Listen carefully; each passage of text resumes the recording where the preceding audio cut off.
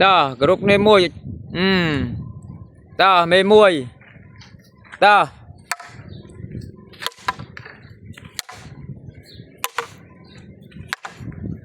ấp châu bên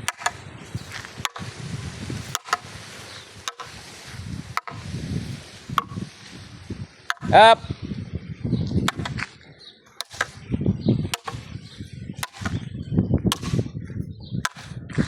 ấp châu nè châu bay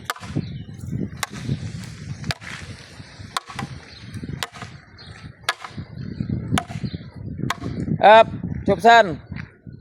để chiên cần tiết ta nè châu bay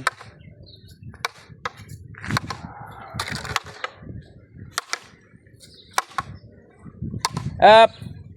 ấp nè nó châu bay bên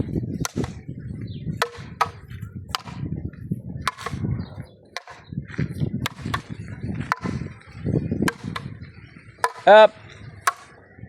group hay môi